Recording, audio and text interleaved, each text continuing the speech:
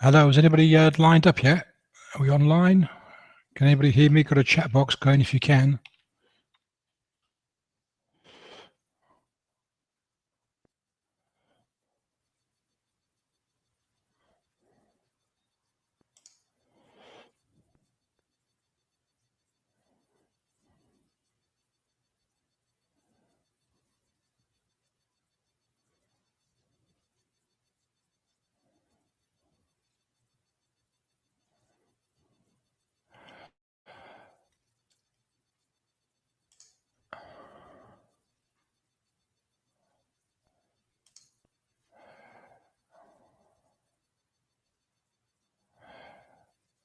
Hello? Anybody there?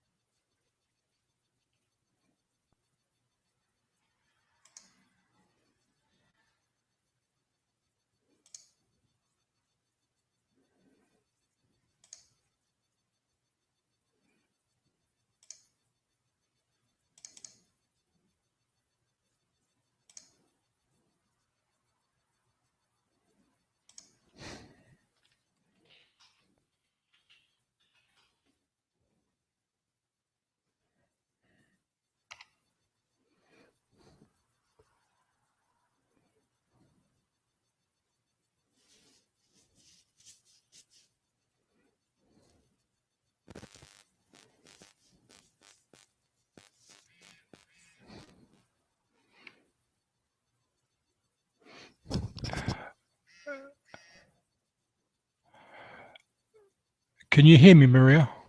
Can anybody hear me? There's a chat box on the right-hand side, hopefully.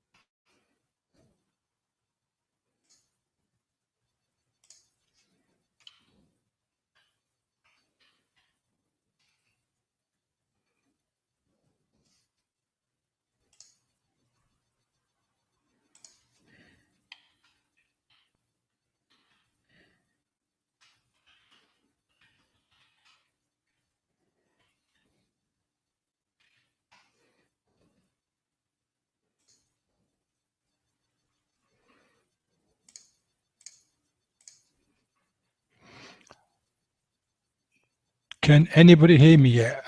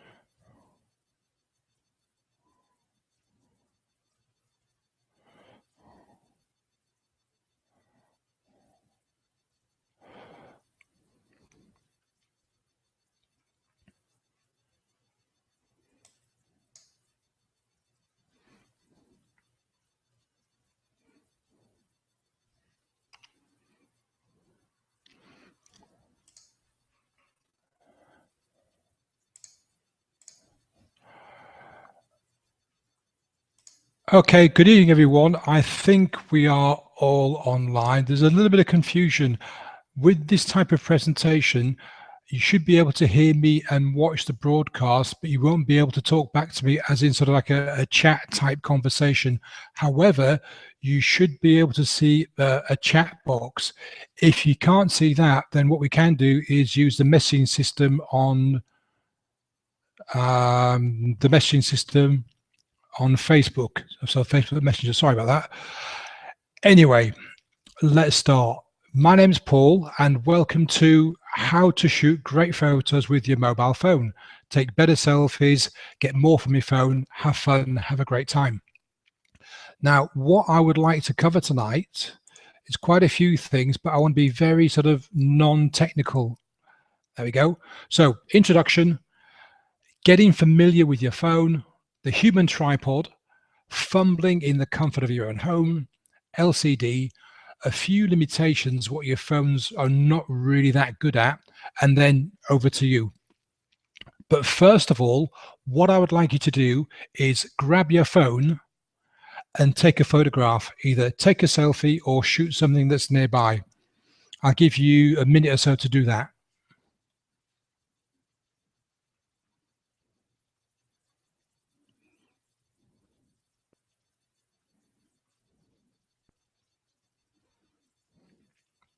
Okay, now hopefully we've taken a photograph of anything or a selfie. Put that to one side and we'll come back to that later on. There is a method to my madness. So the introduction, who am I? Well, my name is Paul. I'm not a professional photographer, but I've been taking photographs for a long, long time and I really, really love it. It's great fun. And the one thing that I've found is I've got a really nice camera, I've got a point and shoot camera, and I've got my cell phone, my mobile phone. And there's an old cliche from photographers around the world that says the best camera you've got with you is the camera to have, or the best camera in the world is the one that you've got with you. And these days, most people tend to have their mobile phone with them all the time, wherever they go, day and night. But if you look on the web, if you look on Facebook, if you look on Twitter, if you look on Instagram, you'll see a lot of pictures that aren't really that brilliant, and it's a shame. Now, I'm going to show you something here that may give you a bit of a shock. There we go. Yeah, these are some really, really bad photos that I've taken. I put my hands up. So if you look in the bottom right-hand corner, there is possibly the worst selfie ever taken in the history of photography. It's out of focus, it's juddery, half my head's missing, and there's something hanging from a door, and there's an asteroid coming out the back of my head. The top photograph on the right, I can't even remember what that is. On the left, I've obviously tried to take a photograph of somebody pointing or pushing a button, but for some reason it just hasn't worked. And then in the middle there, the most famous photograph ever taken, my thumb. So the whole point of tonight is to avoid a scenario where we end up taking photographs like this and showing them to our friends and getting all embarrassed. Getting familiar. Grab your phone and have a look at it. A very simple question for you. Where is the camera app? Can you get to it really easy? Can you see it? Is it readily available? Because there's nothing worse than wanting to take a photograph with your phone and then have to fumble around to find out where the app is. Now, on a lot of phones, you can actually put the camera app right on the lock screen on the very, very front when you tap the phone. But a lot of phones, like mine, have the camera app on this bottom panel, which stays there all the time, no matter how many times you sort of switch screens.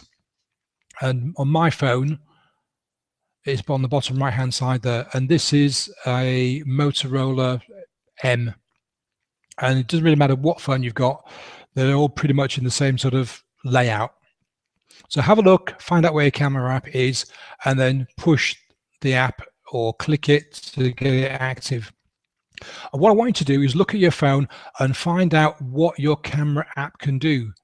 So again, this is my camera app, and the middle image is the first screen I get to. So you've got a picture of a little camera there. If I push that, it takes a photograph straight away. On the left-hand side, you've got video, camera, lens blur, panorama, photosphere. I'm not going to get all technical, so photosphere we'll forget about, panorama we'll forget about, and lens blur we'll forget about. Very simply, with my phone, I can either hit camera or video, and it will take a photograph, or it will take a video. Now, on that same left-hand photograph, you can see a little sort of a screw cog type thing. If I hit that, it gives me more settings. And on the right-hand side, you can see some more buttons to press. Probably the most important one is the one second in from the right-hand side, which is flash. And I've got mine set to no flash because personally, I don't like using the flash, and I'll show you why later on. A useful one is fourth in from the right-hand side, sorry, which is a grid. And if you look at all three of my images, you can see some faint lines a third of the way in from the left and the right, horizontally and vertically.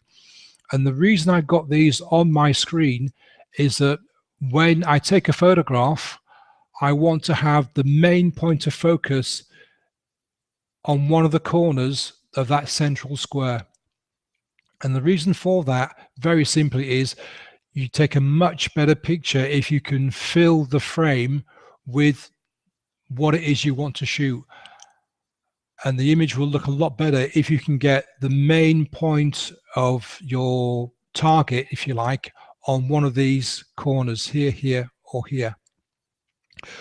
Now, your phone may not actually have that automatically on your camera app screen, so you have to dig into the settings and look around for something that says grid or grid lines or markup or something like that. If you have a play around with it, most modern phones, say from the last year or so, have these grid lines, and they are really, really helpful when you're taking a photograph.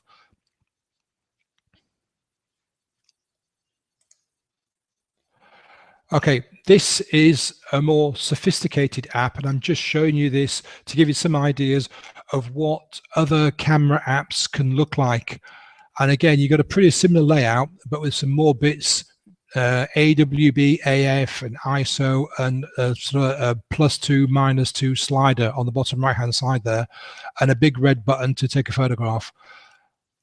Not going to worry about this too much, but I just wanted to show you this because depending on the phone that you've got, you may have a similar screen initially when you click into your camera app. Say all phones are different. It just depends on what you've got. So have a play around with it, have a look at the different settings. And what you can do if you're not sure about what does what or how to find something, send me a message on Facebook with the type of phone you've got and what your question is, and I will have a dig around and I'll get an answer for you.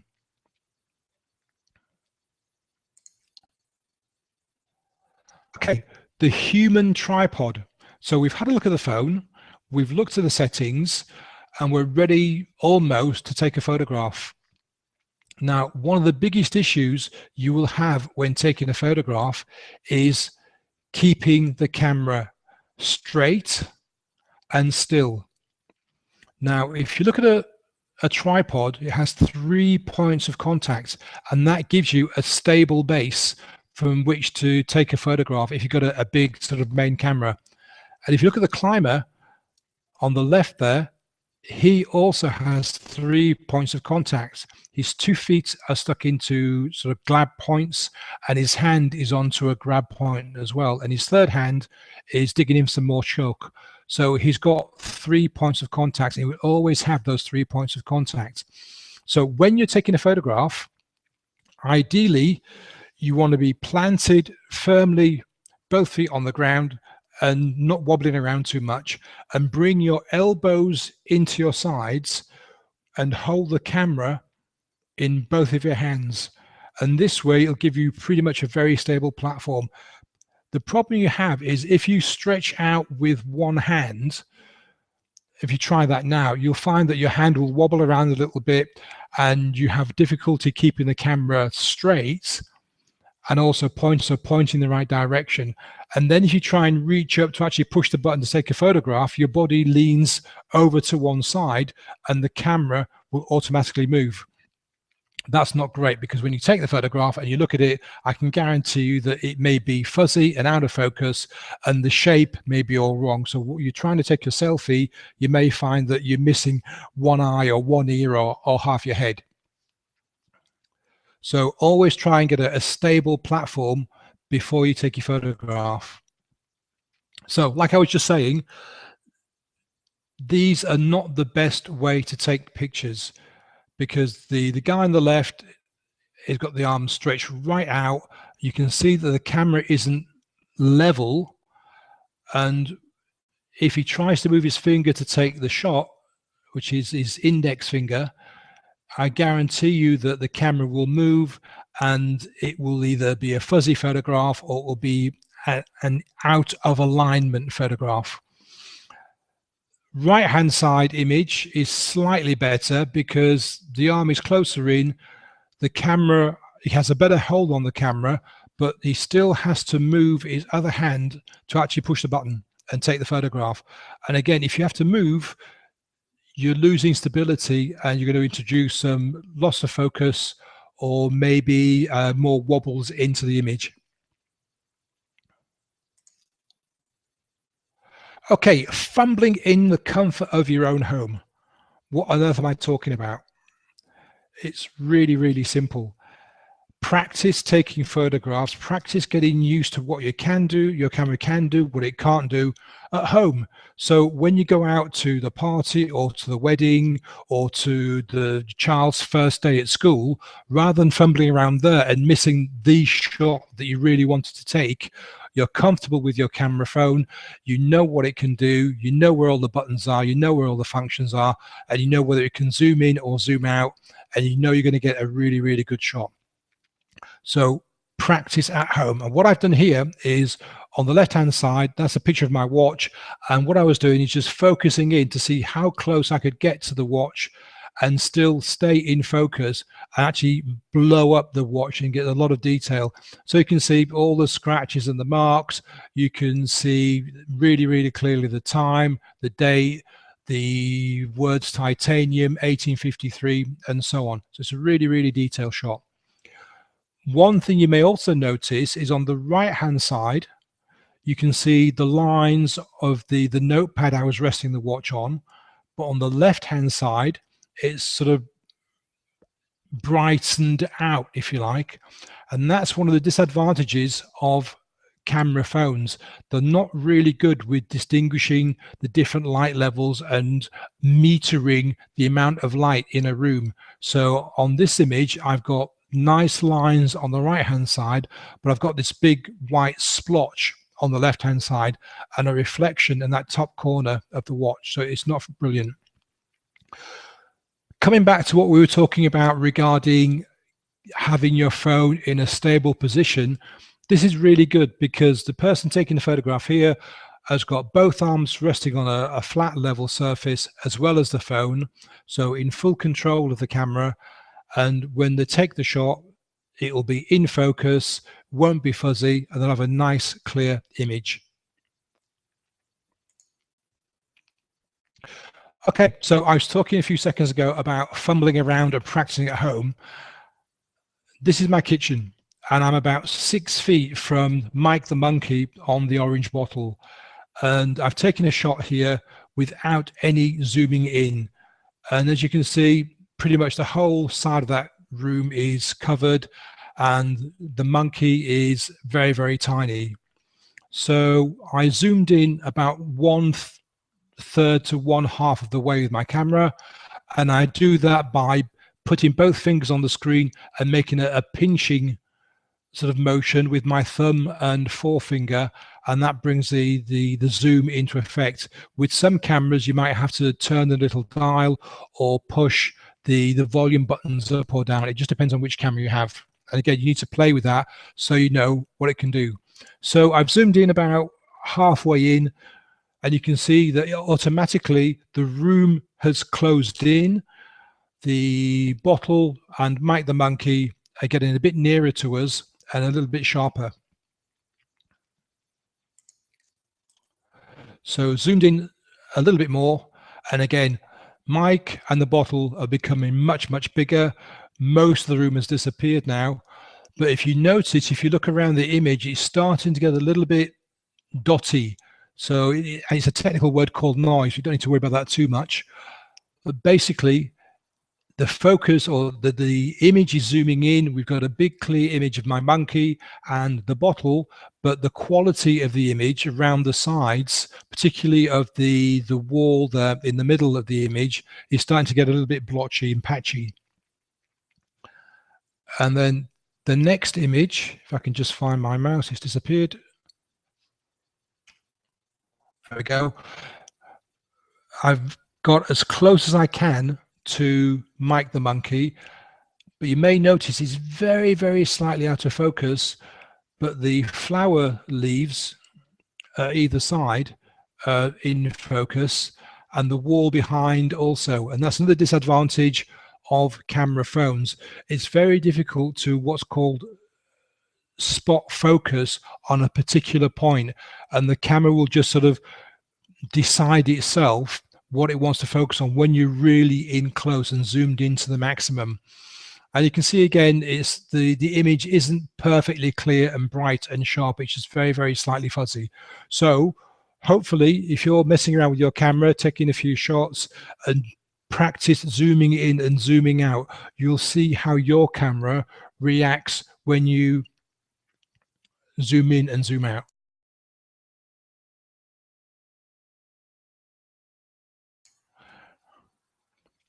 Okay.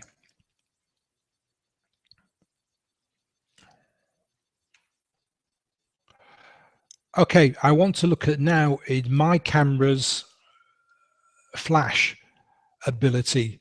So this was taken last night at about, I don't know, the same time really, 9 o'clock or thereabouts, without flash, from about 4 or 5 feet away. So you can see penguin is sharp, you can recognize it as a penguin, but if you look around the image, it's very, very spotty, and that's what's called noise. So it's not clear and it's not sharp, but it's still recognizable and it's not too bad. But when you look at the next shot, which I took from the same distance with the flash on my phone, I used a Galaxy S4 for this shot, you'll see that the flash is very, very strong, and it's flashed immediately on the object right in front of it, and it's put the back wall in shadow, a big bright white blotch on the penguin's feet, his chest, and it's actually made the penguin quite scary looking, to be honest. So it's not ideal. I mean, really, I would suggest flash is probably good for distance. So if you're shooting a group of people or an individual from, I don't know, 6 to 8 feet away, but if you're trying to do a close-up with the flash, this is the problem you're going to get. If you hit a person with it, their eyes will get that red eye. They'll be bright red or shiny. If they're wearing glasses, you'll probably get big white flashes on the glasses. If they're wearing a light colored t-shirt, you might get the reflection of the light on the t-shirt. So really, again, with camera phones, flash isn't fantastic for close-up work. If you've got a big room, you've got a party going on, or you're outside, then it's probably not too bad. But for inside and with close-ups, it's not brilliant. Okay, now this little section is probably the most important 3 words or 3 phrases when it comes to taking photographs. LCD, it's a very little acronym which is very easy to remember, and it stands for light, composition, and drama.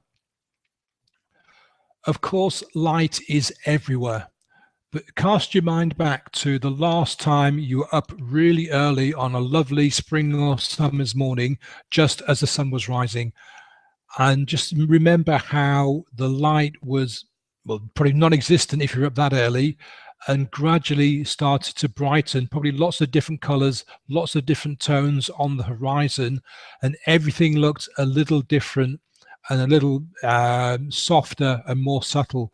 Then as the day wears on, particularly on a very bright day, everything starts to become very harsh and also flat, because there are very, very few shadows as the day goes on.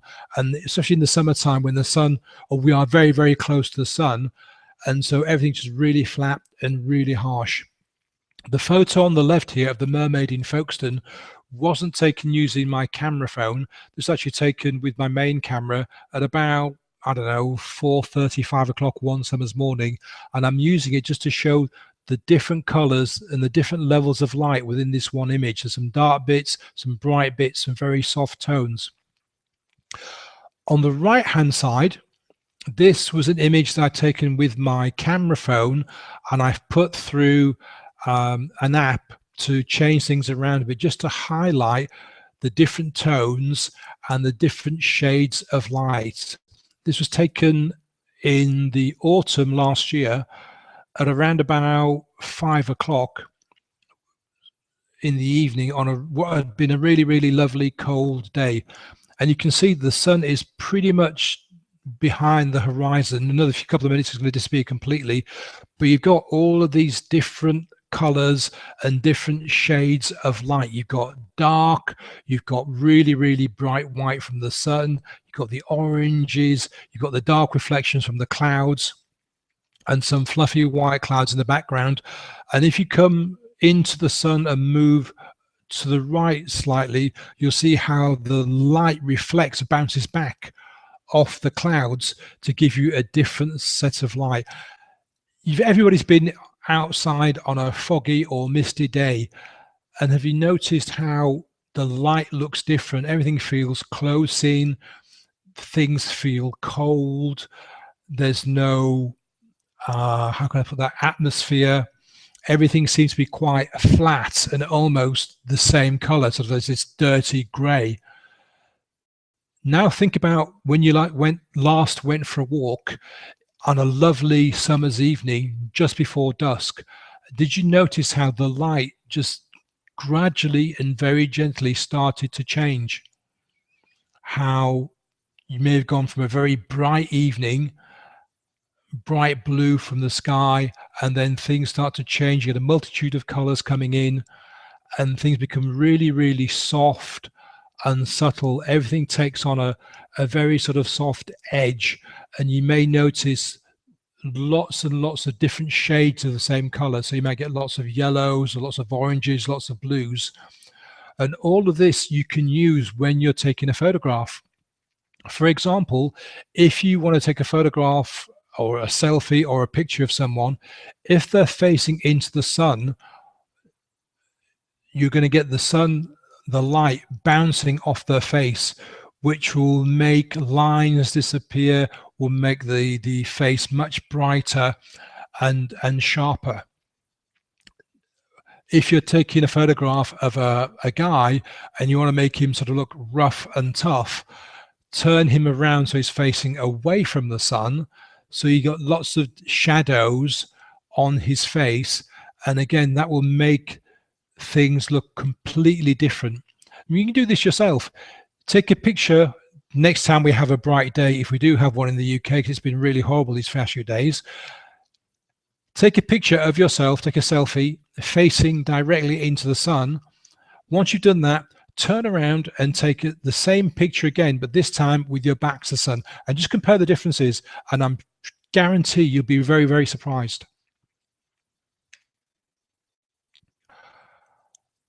This next shot is to do with light, but also the C of our LCD, and the C stands for composition. This photograph was taken, I think, last winter sometime when I was walking home from work. It'd been raining all day, and I saw this photograph on the ground, and it just struck me as being an interesting shot to take.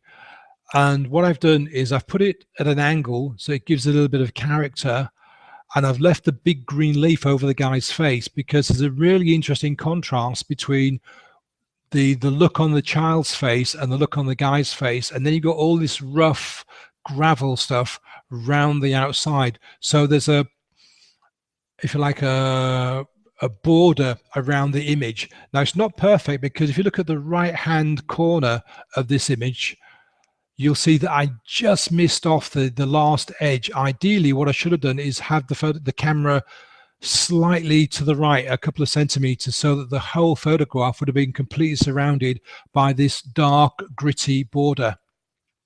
So that's something to remember when you're looking to take a photograph. Make sure that you've got everything that you want to take inside the image. So if you're taking a photograph of a person, make sure you've got their head and shoulders, or if they're actually doing something, make sure that you've got the arm or the legs or whatever it is that you're shooting. Or if you're taking a picture of an object, make sure that you've got the whole object in your field of vision, so that when you take the photograph, you realize that you've got everything in there and you haven't missed a little bit off, like I've done in this image. Okay, composition, lighting, and drama. This was taken indoors at an event last October with my Galaxy S4. And what I've tried to do here is highlight the orchestra or the quartets and the grandeur of the scene with these large classic paintings, the Renaissance paintings, I think, in the background. But because of the limitations of the space that I was in, there's a column on the right hand side and I'm right up against the back wall. This image is okay, but it's not perfect for two reasons. And you probably know those reasons by now. The painting on the left hand side, I couldn't get it all in. And the painting on the right hand side, I couldn't get it all in. And the cellist on the right, I'm missing her elbow and the upper part of her arm, which is a shame, because if I'd have been able to get that in, then that would not have been a not too bad photograph. So we've got light, composition, and the D for drama. Drama is about telling a story. Every photograph you take should really tell a story. And here, what I was trying to say is a posh event in a grand setting. Isn't this brilliant? And I'm almost there, but not quite there. This is another photograph I took when I was walking home from work one evening, and we've got all the components. We've got lighting, composition, and drama. So the light, I've got it sort of nice and soft and not too harsh. I filled the frame with this run-down old Peugeot. And the story I was trying to say was, it's parked outside somebody's house. It's obviously been loved and looked after at some stage, because it's not been taken away and dumped and abandoned. So whoever owns it just hasn't wanted to get rid of it, because it must mean something to them. But also you've got the decrepitness, and we've got the grass growing in the front of the image there, and the bits of rubbish on the front of the image. So the whole sort of or the atmosphere of sort of decrepitude and ruin, and something being left just to rot away. And it's a shame. But I quite like this photograph because it just encompasses, it's an old classic car, it's a soft top, and the soft top is about to rot away, I think. And it's such a shame. So again, I mean, I took this photograph walking home from work. I just saw it and took the photograph, and I'm quite pleased with it because I managed to get the whole of the car in shape, took it at the back, and I got the grass in the front, and it just gives it some depth, so like a bit of a 3D type of effect. Okay, this is Jake. He's one of my degus, which are sort of South American squirrel type creatures. And we've got light, composition, and drama. So we've got the light because I've taken this with an indoor lamp facing him on the left-hand side, and I've left his right-hand side in shadow, so it makes his eye stand right out. I've got him holding his food in his front paws, and then an example of what he's eating on the left-hand side there. So it's telling a story of a pet having his dinner He's quite comfortable with me being there because he's sitting there chomping away, but he's still watching me, still keeping an eye on what I'm doing. It was taken indoors, and I didn't use a flash. And because I used an extra light that was hanging around, it's actually quite clear, quite sharp and in focus, and there's not too much fuzziness around, so it's not too bad a shot. Limitations. So what can your camera not really do that well, your phone camera? And we've seen a few things. And first of all, flash. I don't really like using my camera for close-up work at night, because you either get the graininess and the sort of soft focus, if you like, without the flash, or if you do use a flash for something close up at night, it becomes very harsh and very scary almost, and it as well, it sort of blacks everything out with this bright light reflection. So like I said earlier, I really think that flash is good for parties where people are spread out and not too close to you, or if you're taking a photograph of something outdoors, like say for a statue or a building, it's probably fine for that, but indoors it's pretty limited, to be honest with you. Second thing that I think is a limitation is the camera phone's ability to zoom. I showed you earlier my attempts at zooming with my camera in good light, in stable conditions. Up to a certain point, it wasn't too bad. If you remember Mike the Monkey on the orange bottle, when it was almost really, really close, that was sharp and no fuzziness, and it was in focus, and that was fine. But when I went really close up, we couldn't get a really, really sharp, clear picture. So not brilliant. Other limitations. Shooting moving objects is quite a challenge with a camera phone. So if, for example, you want to take a shot of somebody cycling or playing football, it's quite difficult because you've got to hold the camera and you've got to scroll and follow the person or the action, if you like.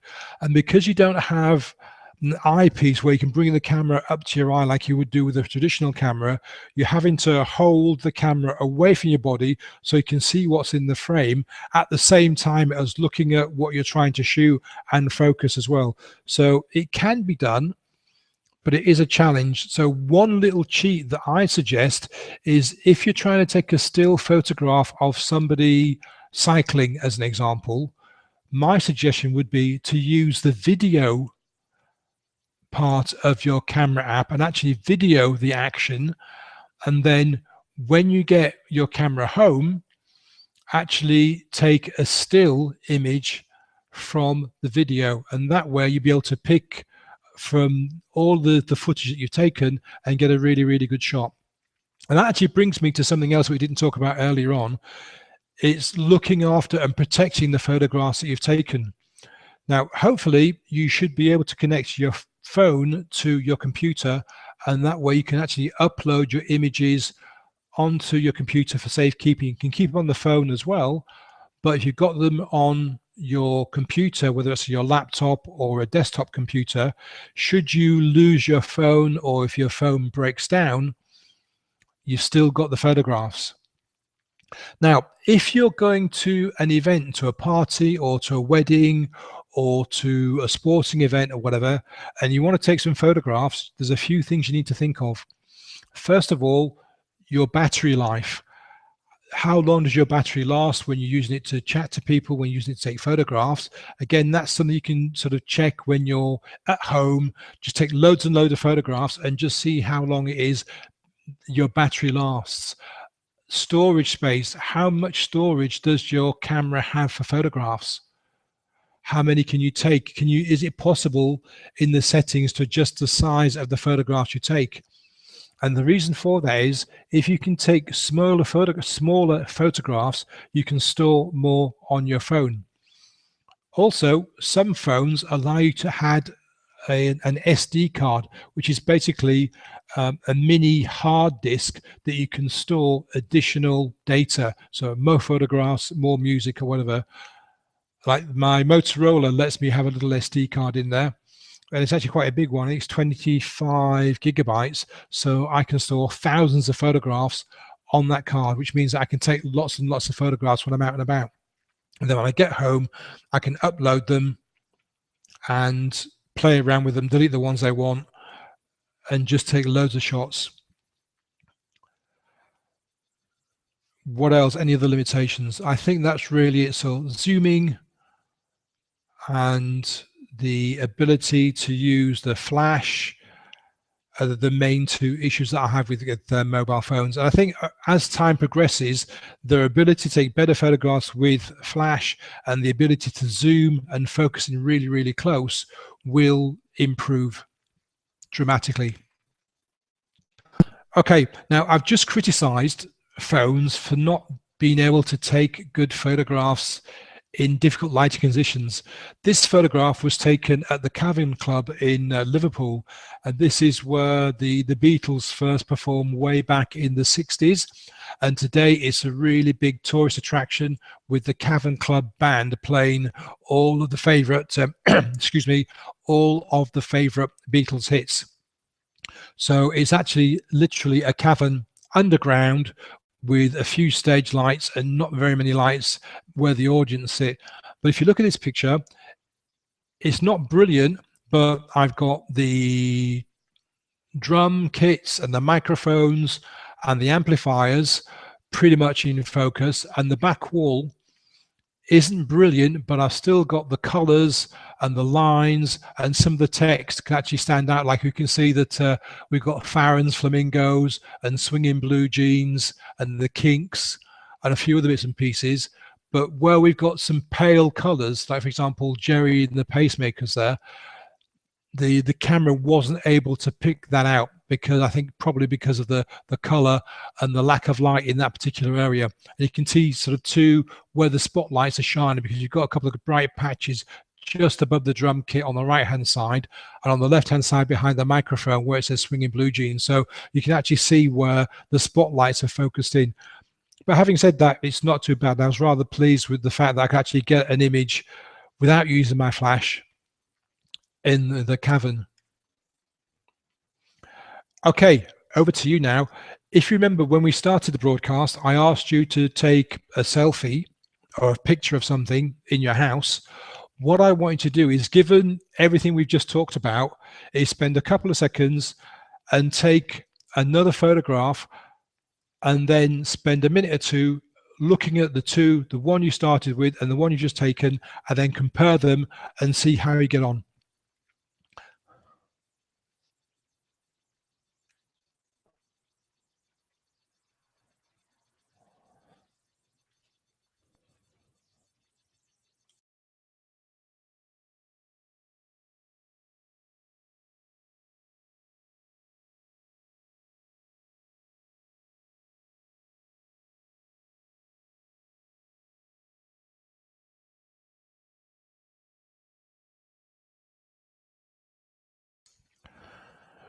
Okay, now I hope you've taken your photograph and you've been able to compare them. Now I have to apologize, because normally this Google Hangouts broadcast should have a chat function here where we can actually talk to each other, but clearly that's not worked tonight. So what I would like you to do, if you don't mind, is when we finish in a few minutes time, if you could message me or put a comment up on your own Facebook timeline, if you wish, which would be great, with the picture you've taken. If you don't want to do that, just put up that you've taken the pictures, and then just saying a couple of lines whether you see a difference between the one you took at the start and the one you've just taken, and any other points you've just made. And if you've got any questions as well, please use the messenger function on Facebook to ask me any questions. Now, we've been going for about, I don't know, 40 minutes, 45 minutes. And that's just a really, really quick overview of what your camera phone can do. There's a whole load of other things we can talk about. For example, how to share. What do I mean? Well, with your camera phone, you probably know that you can share directly to Facebook, to Twitter, to Instagram.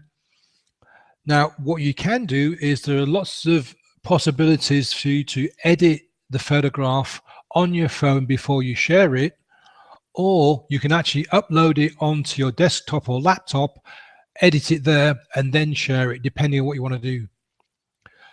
There are some applications, some apps which I use all the time, and I think really enhance your photography with the phone.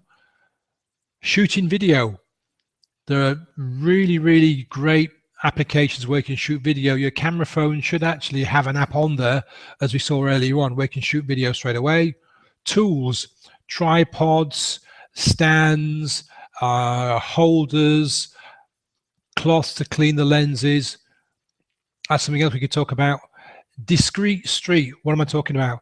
If you're into street photography, if you want to take sort of photographs of people or things that are happening around you without being noticed, then a cell phone, a mobile phone, is absolutely brilliant for this, because you can be sitting there with a coffee, you can be looking at your phone. If you turn the volume down, you don't even get the click, and you can just focus on something, take the shot, and you can just take street photography as you're walking down the street or sitting drinking a coffee, and nobody will be any the wiser. This means you can actually get some really fantastic photographs of people doing things that if you actually had a big camera with you, they'd be distracted and you wouldn't get that natural sort of way that people act. Nature in your garden. Using your mobile phone to take photographs of plants, of animals, of wildlife in your garden, in your yard, is fantastic. You can take some really great pictures of butterflies, birds, all sorts of things, plants. I want to talk about that. How to get the best wedding photographs. Well, if I'm really honest with you, the best wedding photographs come from a professional photographer, because they're the ones that have been paid a lot of money to take some really good shots. Having said that, with your cell phone, you can actually take some really brilliant candid photographs, again, of people having a good time, people getting ready to have photographs taken, doing bits and pieces of things, which give them the real genuine memories of the wedding event from your perspective. How to get great shots of your kids or your grandkids without having to make them stop and do whatever it was they were doing again. How to be spontaneous. We talked about this earlier on, about knowing your camera, about being ready, about looking at what's going on, about where the sun is, about composing your picture, about drama, all of that. But with kids, it's a different challenge. Taking photographs of sporting events. I mentioned that I didn't think it was a brilliant idea to use your camera phone to take sporting photographs, but it can be done. There are ways around it. Wildlife, if you're going out into the woods and looking for, I don't know, deer or foxes or birds, again, your cell phone isn't ideal for this, but you can still get some great pictures with your cell phone. How to get great photos in low light situations. That's a whole presentation in itself. And somebody asked me about taking photographs of food for restaurants, for menus, or if you just had a great dinner and you want to take a photograph of it. Again, there's a way of doing that. Oops, where we go? Let's try that again. There we go. What I want to show you as well in another time is how to go from this photograph to this photograph. It's exactly the same photograph, but with one app that I use all the time, which is actually free, by the way. I've changed completely the character and the look and the style. Now, if you go back to this picture, you can see in the window, there's a very faint poster or painting of a girl with her eyes closed facing downwards and a pretty ordinary bicycle. But what I've done is I've been able to bring that image of the girl at the back much more clearly into the photograph and create much more of an atmosphere. So we've got like, I don't know, like a 40s, 50s, really gritty, lively photograph. And say it took me less than 3 or 4 minutes using one particular app, which you can get either for your iPhone or for your Android phone for absolutely nothing.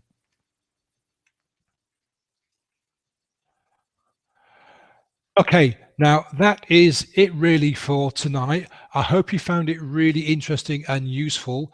I'd really appreciate it if you give me some feedback, good, bad, or indifferent. Use Messenger or you put something on your timeline or on my timeline, so that I know that you got something out of it, that you found it useful, found it helpful, found it a complete waste of time or whatever. Let me know, because I want to do these again and I want to improve on what I've done. I want to make it helpful, useful, interesting, and fun. Hopefully you are following along. You've actually taken the photographs. You did fumble around with your camera and you did have some fun. So thanks very much, and hopefully I'll see you again soon. Take care now.